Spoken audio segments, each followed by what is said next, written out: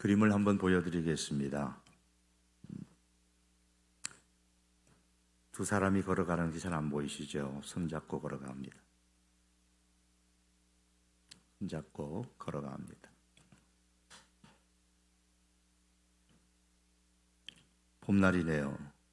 지금은 우리는 가을인데 두 분이 함께 걷습니다. 한 장애인과 또 한 분이 이렇게 함께 걸어갑니다. 한 분은 뒤에서 밀고 한 분은 앞에서 끌고 이렇게 먼 길을 함께 리어카를 끌고 가고 있습니다. 무엇입니까? 우리 지난 주일에 말씀드렸던 인생은 동행도다 그랬습니다. 인생은 함께 가는 길이다. 어느 아버지의 글, 실제 있었던 내용의 글입니다. 이거를 읽고 마음이 참 찡했습니다. 아내가 없이 우리 곁을 떠난 지 4년, 지금도 아내의 자리가 너무 크기만 합니다.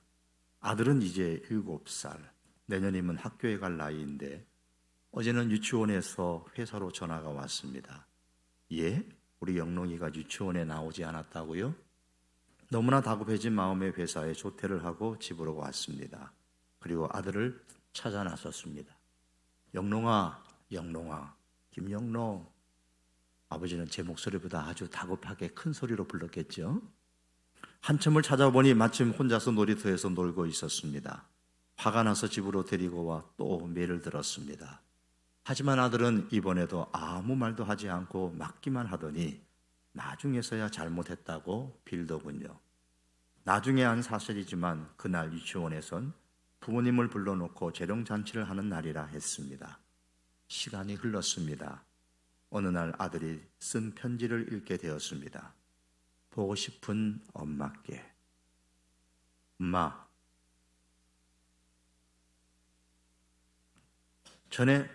전번 주에 유치원에서 재롱잔치를 했어요. 근데 영롱이는 엄마가 없어서 유치원에 가지 않았어요. 아빠한테 말하면 아빠가 엄마 생각할까 봐 말을 하지 않았어요. 근데 아빠가 날 막 찾는 거야. 그 소리에 그냥 혼자서 재미있게 노는 척 했어. 그래서 아빠가 화가 나서 날 때렸거든. 그래도 얘기하면 아빠가 속상할까 봐 절대로 말하지 않았어. 나도 매일 아빠가 엄마 생각하면서 우는 거 봤거든. 근데 엄마, 나는 이제 엄마 생각 안 나. 나 엄마 얼굴 기억이 잘 안 나. 그래서 아빠한테 물어봤더니 보고 싶은 사람 사진을 가슴에 품고 자면 그 사람이 꿈에 나타난다고 아빠가 그랬거든. 그러니까 엄마 내 꿈에 한 번만 나타나. 그렇게 해줄 수 있지? 아빠 꿈에도 약속해야 돼. 응, 알았지? 안녕. 아들의 이 글을 읽고 내 눈에 흐르는 눈물만큼 밤은 깊어가고 있었습니다. 함께 동행해야 할 사람이 없는 그 아픔이 고스란히 담겨 있는 그런 내용입니다. 하나님께서 사람을 만드셨을 때에 혼자가 아니라 둘로 만들어 주신 이유는 사람은 혼자가 아닌 함께 동행하며 살아야 함을 보여주는 겁니다. 또한 사람을 만드실 때에 사람에게 하나님의 영을 넣어주시고 하나님의 형상으로 독특하게 사람을 만드신 이유는 사람은 하나님과 동행하며 살아야 잘 살 수 있다는 사실을 보여주시는 겁니다. 이것은 행복한 삶의 대원칙입니다. 여러분, 하나님께서 살아계신다라는 사실을 믿으십니까? 믿으시죠? 그런데 하나님이 살아계신다는 사실을 믿는 것과 내가 하나님과 동행한다는 것은 별개의 문제입니다. 오늘 본문 2절에 보면 하나님을 야곱의 전능자라고 했습니다. 여기서 야곱이라는 사람이 등장하는 이유는 야곱이 구약 성경에서 처음으로 하나님의 전에 관해서 언급을 했던 사람이고 그가 하나님의 줍을 처음으로 발견하고 그 앞에서 하나님을 예배했던 인물이기 때문입니다. 그 배경이 이러하죠. 야곱은 믿는 부모의 슬하에서 태어났습니다. 그는 믿음의 부모님과 함께 살면서 자연스럽게 하나님께서 살아계신다는 사실을 알았고 믿었습니다. 그러던 어느 날 그의 아버지의 제안으로 집을 떠나 먼 외국으로 떠나게 되었습니다. 겉으로 보기에는 아버지의 제안이었지만 형으로부터 보호하기 위한 그 부모님의 배려, 그래서 급하게 야곱은 집을 떠나야만 했습니다. 그는 생애 처음으로 부모님을 떠나서 혼자서 긴 여행을 하게 됐습니다. 혼자 길을 가던 중에 밤이 되었어요. 마땅히 머물 여관이 없었습니다. 들판에서 돌을 베개 삼아서 잠을 청했습니다. 거기서 그는 이전에 경험하지 못했던 놀라운 일을 경험을 합니다. 환상과 꿈에 하늘에서 사닥다리가 내려오는데 그 사닥다리를 타고 하나님의 사자들이 하늘에서 땅으로, 땅에서 하늘로 올라갔다 내려왔다 하는 것을 보았습니다. 그림으로 보면 이런 거예요. 인터넷에 있는 것을 하나 여기에 펴서 가지고 왔습니다. 이렇게 하늘에서 땅으로, 땅에서 하늘로 이렇게 올라가고 있었습니다. 그 광경을 놀라운 눈으로 보고 있는데 갑자기 음성이 들렸습니다. 하나님이라는 거예요. 야곱에게 말씀하셨습니다. 놀라서 꿈에서 깼습니다. 그때 야곱은 처음으로 깨달았습니다. 하나님은 부모님의 집에만 계시는 분이 아니시구나. 여기에도 하나님이 계시는구나. 하나님이 나와 함께 동행하시는구나. 처음으로 이 사실을 알게 되었습니다. 전에는 하나님이 살아계신다는 사실을 믿었지만 하나님께서 자기와 동행하신다는 사실은 오늘 처음 알았습니다. 창세기 28장 17절과 19절에 보면 야곱이 이렇게 말합니다. 이에 두려워하여 가로되 두렵도다 이곳이요 다른 것이 아니라 이는 하나님의 전이요 이는 하늘의 문이로다 하고 그곳 이름을 베델이라 하였더라. 여기서 처음으로 하나님의 전이 나옵니다. 이 하나님의 전이란 하나님의 집, 하늘의 문을 의미합니다. 하나님께서 머무시는 처소요 하늘로 올라가는 문입니다. 후일에 모세는 이 하나님의 집, 하나님의 전을 지었습니다. 그곳이 바로 성막입니다. 그 후로부터 이스라엘 백성들은 성막을 백성 중에 함께 하시는 하나님의 집으로 여겼습니다. 그래서 이스라엘 백성들이 광야를 행진할 때에 성막을 중심으로 동서남북에 자기들이 머물 진을 쳤습니다. 항상 성막과 함께 동행해야 한다는 사실을 알려주기 위한 하나님의 뜻이었습니다. 이런 성막이 이스라엘 백성들 가운데 있다는 것은 하나님께서 그의 백성들과 함께 동행하신다는 표시였습니다.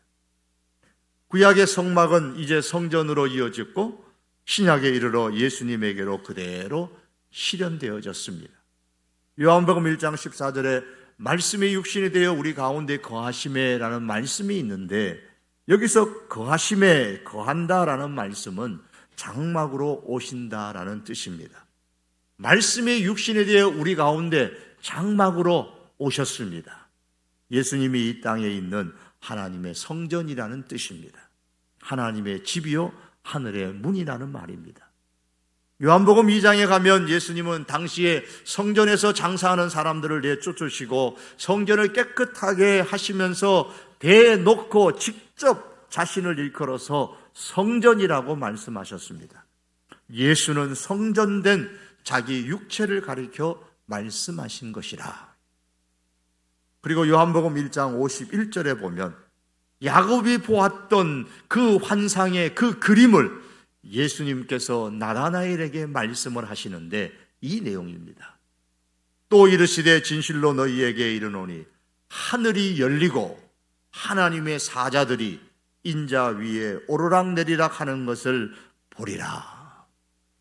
하늘이 열립니다. 그리고 하나님의 사자들이 오르락내리락 하는 그것처럼 하나님과의 교통, 동행하는 것을 경험할 수 있는데 누가 언제 이렇게 경험할 수 있습니까? 우리가 예수님을 믿으면 이렇게 됩니다. 왜냐하면 예수님은 하늘로 들어가는 문이요, 하나님이 이 땅에 머무시는 하나님의 집이기 때문입니다. 그럼 예수님의 그 성전이신 예수님의 몸이, 육체가 승천한 이후에는 어떻게 될까요? 신약 성도들의 공동체, 교회가 곧 하나님의 집이요, 교회 공동체가 곧 하나님의 집이요, 성막이요, 하나님께서 머무시는 곳입니다. 하늘의 문입니다. 성경은 이렇게 말씀합니다. 우리 같이 한번 함께 읽어보시겠습니다. 만일 내가 지체하면 너로 하나님의 집에서 어떻게 행하여야 할 것을 알게 하려 함이니 이 집은 살아계신 하나님의 교회요 진리의 기둥과 터이니라. 이 집, 이 하나님의 집은 하나님의 교회입니다. 또한 성경은 이렇게 말씀하지요. 함께 읽어보시겠습니다. 너희도 성령 안에서 하나님의 거하실 초소가 되기 위하여 예수 안에서 함께 지어져 가느니라. 오늘날 땅에 있는 모든 교회는, 하나님의 그 교회 공동체는 하나님께서 거하시는 초소다, 하나님의 집이라고 했습니다. 그러므로 교회는 하늘과 땅이 연결되는 것이요 하늘로 통하는 문입니다. 우리가 교회에서 예배하고 기도하는 것은 우리의 영이 하늘과 교통하는 것이고 하늘의 하나님과 교제하는 것입니다. 교통하는 것입니다. 그러므로 우리가 눈에 보이지 않는 하나님과 어떻게 동행할 수가 있을까요? 하나님과의 동행은 구약시대에는 곧 성막과 성전을 중심으로 생활하는 것이고, 신약시대에는 예수님, 성전 되시는 예수님 중심으로 생활하는 것이고, 오늘 이 시대는 예수님의 몸인 교회 중심으로 생활하는 것입니다. 사랑하는 성도 여러분, 야곱이 들판에서 잠을 자다가 놀란 것은 하나님께서 존재한다는 사실을 몰라서가 아니고, 하나님께서 자기 부모님이 계시지 않는 이 들판에서도 자기와 함께 동행하신다는 것을 깨달았기 때문입니다. 하나님께서 모세에게 성막을 지으라고 하신 것이나 솔로몬에게 성전을 짓게 하신 것은 그 백성이 하나님의 존재를 모르기 때문이 아니라 하나님께서 그 백성과 함께 동행하신다는 사실을 깨닫게 하기 위한 것이었습니다. 그 이후에 교회를 자신이 머무는 집으로 삼으신 것은 시대는 바뀌었어도 여전히 하나님의 사람과 하나님께서 동행하기를 원하시는 그 마음을 분명하게 보여주시는 겁니다. 그런데 이 사실을 다윗은 알고 있었습니다. 그래서 그는 근심했습니다. 고민했습니다. 왜냐하면 그 성막의 가장 핵심이 되는 언약궤가 성막에 없었기 때문입니다. 그림을 보면 이런 내용입니다. 이 언약궤 뚜껑 위에는 그룹 천사가 이제 이렇게 두 명이 거기 있고, 하나님께서는 내가 그 사이에, 두 그룹 사이에 머무시겠다고 말씀을 하셨어요. 그런데 하나님께서 머무시겠다고 하신 이 언약궤가 없었던 거예요. 배경이 이렇습니다. 사무엘 때에 엘리 제사장의 아들인 홈니와 비느하스가 블레셋과의 전쟁에서 실패를 많이 하니까 언약궤를 가지고 갔다가 블레셋에게 빼앗겼습니다. 전쟁이 끝나고 블레셋이 언약궤를 두는 곳마다 재앙이 일어나니까 블레셋 사람들이 어쩔 수 없이 언약궤를 국경선 근처에다가 버려버렸습니다. 세월이 흘렀습니다. 사울왕 시대가 지나갔습니다. 사울왕 시대에 40년이 흘러갔어요. 드디어 다윗이 왕이 되었습니다. 다윗은 왕이 되자 제일 먼저 예루살렘 성에 성막을 지었습니다. 그런데 성막의 핵심이 되는 언약궤가 없었어요. 어디 있는지를 모릅니다. 그래서 전국을 찾아다니면서 언약궤를 찾고자 하는 그 마음으로 고민하고 근심했던 겁니다. 1절에 보시면 여호와여 다윗을 위하여 그의 모든 겸손을 기억하소서. 그의 모든 겸손. 이전 개역 성경에는 그의 모든 근심을 기억하소서라고 했습니다. 언약궤를 찾고자 하는 다윗의 그 근심은 하나님께 대한 그의 겸손에서 비롯한 것이기에 이전에는 근심이라고, 그리고 지금 개역 사판에서는 겸손이라고 해석을 했습니다. 다윗이 성막의 그 성소에 둘 언약궤를 근심하며 찾았습니다. 왜냐하면 다윗은 성막에서 언약궤가 무엇을 의미하는지 분명히 알고 있었기 때문입니다. 성막의 성소에 둘 언약궤를 기필코 찾기 위해서 불철주야 노력했던 이 다윗의 행동은 하나님과 동행하고 싶어하는 그의 열망을 표현한 겁니다. 2절에 보시면 다윗은 하나님의 그 언약궤를 기필코 찾겠다고 맹세하고 서원했습니다. 3절에서 5절에 보시면 언약궤를 찾기 전까지는 나는 집에 들어가지도 않겠다, 침실에도 들어가지 않겠다, 잠도 자지 않겠다, 졸지도 않겠다 맹세하고 서원했습니다. 이런 결심은 언약궤를 발견하기까지는 편안한 생활, 왕으로서의 궁궐에서 안락한 생활을 포기하겠다는 그런 맹세고 서원인 겁니다. 이만큼 다윗은 밤낮을 가리지 않고 언약궤를 찾았고 그만큼 하나님과 동행하는 삶을 살기를 열망을 했습니다. 여러분, 대단한 맹세고 대단한 서원이고 대단한 열망이 아닙니까? 다윗은 한 나라의 왕이었습니다. 그가 원하는 것은 무엇이든지 할 수 있는 절대 왕정 국가의 당시의 왕이었습니다. 그러나 다윗은 그냥 왕으로 사는 것보다 하나님과의 동행하며 사는 것을 더 열망했습니다. 왕인 내가 아니라 하나님과 동행하는 나, 다윗을 원했습니다. 왕으로 사는 것이 가치 있는 것이 아니라 하나님과 동행하는 왕으로 사는 것을 가치 있게 여겼습니다. 그러한 하나님과의 동행에 대한 열정이 성막의 핵심인 언약궤를 찾는 열정으로 나타났던 겁니다. 그뿐만이 아니에요. 드디어 언약궤를 찾았습니다. 6절에 보시면 우리가 그것이 에브라다에 있다함을 들었더니 나무 밭에서 찾았도다 그랬어요.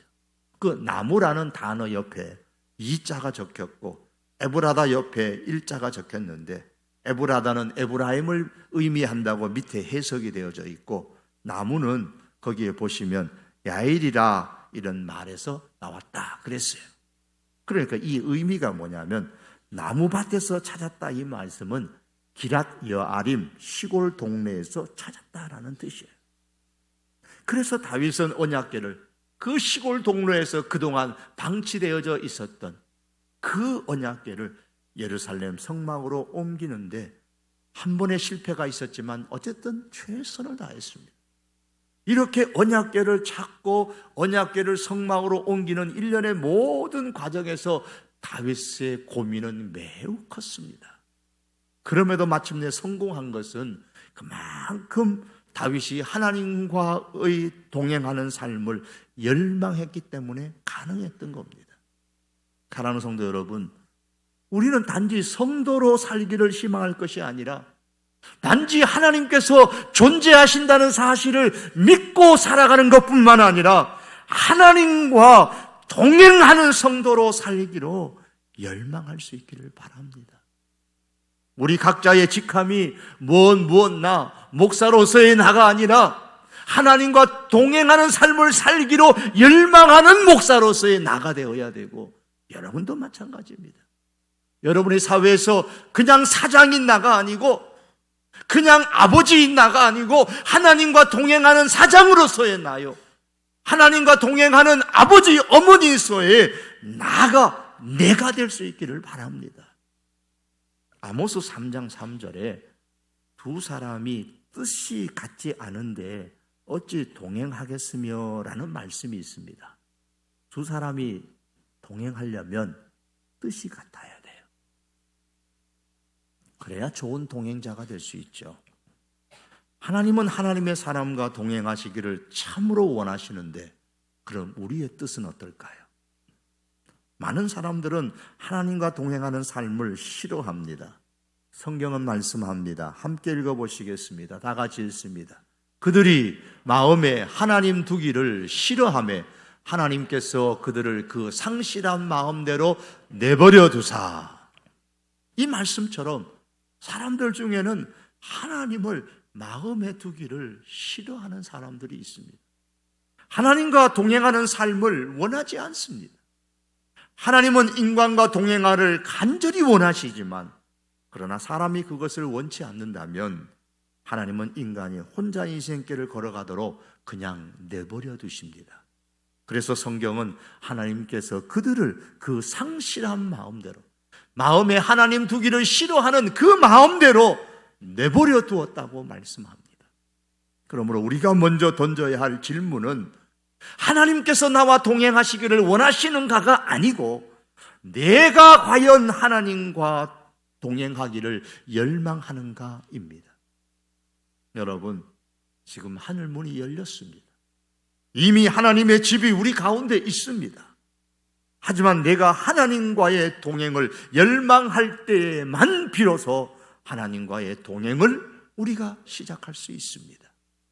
여러분, 우리가 정말로 하나님과의 동행하는 삶을 원한다면 점검해야 될 것이 몇 가지가 있습니다. 그 첫 번째가 목적지의 문제입니다. 만일 두 사람이 가고자 하는 목적지가 서로 다르면, 가고자 하는 도시가 서로 다르면 여행 중에 어느 지점에서는 서로 갈라져야 됩니다. 마찬가지로 내가 가고자 하는 인생의 목적지가 하나님과 같은가를 우리가 점검해야 합니다. 두 번째는 어떤 길을 택할는지에 대한 문제입니다. 목적지가 같다고 할지라도 그 목적지에 갈 수 있는 길은 한 길이 아니죠. 수십 개가 될 수 있습니다. 따라서 가는 길이 다르면 동행은 할 수 없습니다. 따라서 하나님과 동행하기를 열망하는 사람일수록 내가 지금 선택하여 가고 있는 이 길이 하나님께서 원하시는 길인가 아닌가를 점검하셔야 됩니다. 마지막 세 번째는 속도의 문제예요.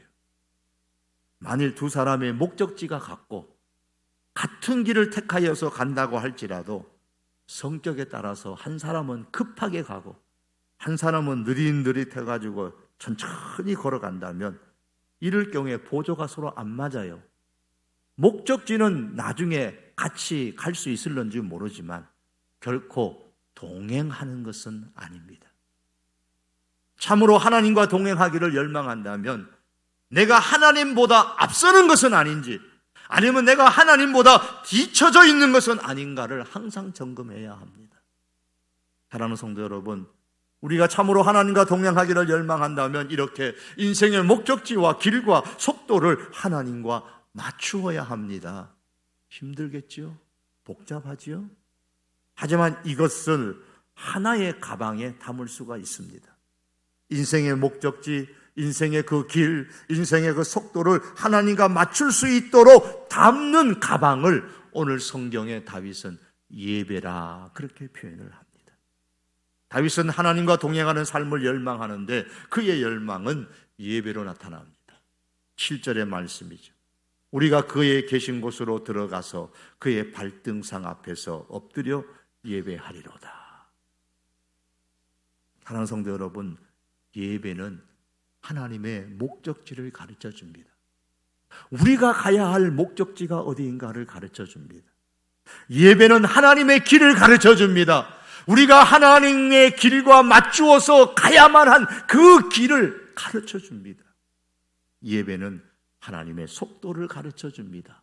내가 너무 하나님보다 앞서가고 있지 않는지, 뒤처져 가고 있지 않는지 예배는 하나님의 속도를 우리에게 가르쳐 줍니다. 예배는 하나님과 동행하는 삶을 가능하게 해주는 힘을 공급해 줍니다. 예배는 내가 살아계신 하나님과 동행한다는 사실을 증명하는 자리일 뿐만 아니라 동시에 하나님과 동행할 수 있는 힘을 공급받는 자리입니다. 그러므로 사랑하는 성도 여러분, 하나님과 동행하는 신앙생활을 열망하시기를 바랍니다. 그리고 참으로 이를 열망한다면 하나님께 예배하는 자리를 가장 귀하게, 가장 우선으로 여기며 살아가는 우리들이 될 수 있기를 바랍니다. 말씀을 맺겠습니다. 그림입니다. 히말라야라는 영화에서 나오는 그림인데요, 참 험한 산, 것으로 보입니다. 자, 이 길을 향하여 아래 그림에는 사람이 묵묵히 올라갑니다. 자가 이 두 그림을 보면서 느끼는 것은 하나입니다. 열망입니다. 이 산의 꼭대기에 올라가고자 하는 열망이 있기에 이들이 올라갑니다. 여러분, 모든 사람이 다 이 히말라야 산을 올라가겠다고 열망하는 건 아닙니다. 모든 사람이 다 인생의 삶에 있어서 하나님과 동행하겠다는 열망을 갖는 것은 아닙니다. 그러나 성도인 우리는 이 열망을 가져야 합니다. 하나님과의 동행을 열망하는 것, 하나님은 구약 시대에도 예수님 시대에도 그리고 오늘 이 시대도 우리를 향하여 하나님이 품고 계시는 뜻이요 하나님의 열망입니다. 이 하나님의 열망에 우리가 보조를 맞추어서 우리 역시도 오늘날 교회 중심의 생활의 열망을 통하여서 예배에 참여하고 예배드리는 우리의 모습을 통하여서 하나님과 동행하는 이 열망을 품을 수 있기를 바랍니다. 예배를 통하여 이 열망을 나타낼 수 있기를 바랍니다. 그리고 마지막 본문 시편 132편은 하나님과의 동행을 열망하며 예배의 자리에 있는 사람에게 약속해 주는 것이 있는데 9절과 16절에서는 즐거움을, 그리고 15절에 보시면 식료품에 풍족히 주시는 복과 떡으로 궁핍한 자를 만족하게 하시는 복이 있게 하시겠다고 하셨습니다. 그러므로 사랑하는 성도 여러분, 우리는 하나님의 존재를 이제 믿는 것을 넘어서서 이제는 하나님과의 동행하는 신앙생활을 열망하십시다. 그리고 하나님과의 동행에 대한 열망이 교회 중심의 생활, 특별히 예배 생활의 열심으로 나타날 수 있기를 바랍니다. 이를 통해 하나님께서 주시는 심령의 즐거움과 삶의 필요를 채워주시는 하나님의 은총을 경험하는 저와 여러분의 인생이 될 수 있기를 주님의 이름으로 축복합니다. 기도하시겠습니다.